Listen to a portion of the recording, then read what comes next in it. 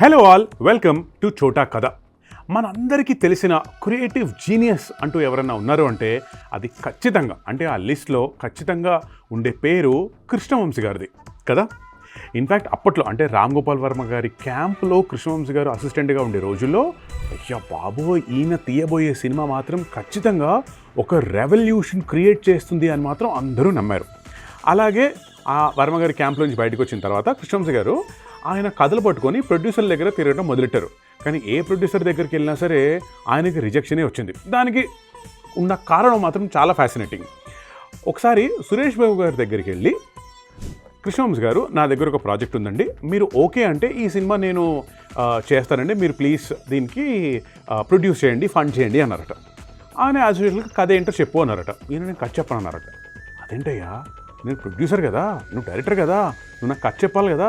నువ్వు కథ చెప్పిన తర్వాత నాకు నచ్చిందో లేదో చెప్పి దాన్ని బట్టి నేను ఈ సినిమా ప్రొడ్యూస్ చేస్తానో లేదో డిసైడ్ చేస్తాను కదా అంటే, కృష్ణవంశీ గారు, సార్ మీరు నన్ను చూడండి, నన్ను నమ్మండి, నేను ఒకవేళ మీకు నచ్చితే నేను మీకు ఒక గొప్ప సినిమా తీస్తాను అన్న నమ్మకం ఉంటే మీరు ఈ సినిమాలో డబ్బులు పెట్టి ప్రొడ్యూస్ చేయండి, లేదంటే లేదన్నారంట.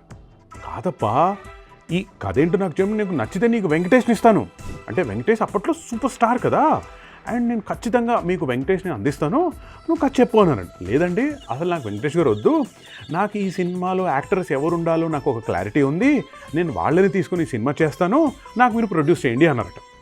సురేష్ బాబు గారు కూర్చోబెట్టి ఎక్స్ప్లెయిన్ చేయడానికి ట్రై చేసినా సరే కృష్ణవంశీ గారు మాత్రం అస్సలు తగ్గలేదు. ఆయన మాత్రం జంకలేదు.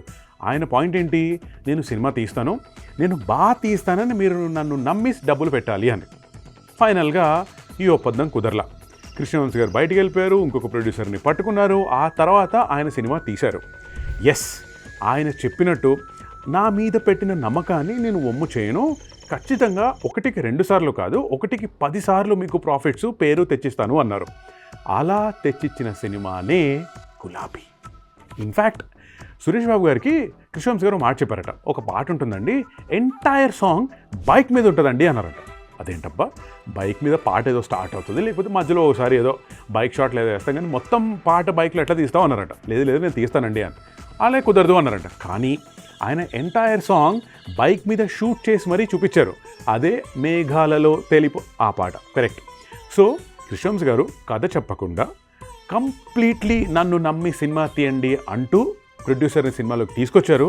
ఒక సూపర్ డ్యూపర్ బంపర్ హిట్ మాత్రమే కాదు, ఫర్ ఎవర్ అండ్ ఎవర్ ఆ సినిమాలో యాక్ట్ చేసిన వాళ్ళకి, ఆ సినిమా చూసిన వాళ్ళకి గుర్తుండిపోయే సినిమా క్రియేట్ చేశారు. అండ్ అదే గులాబీ.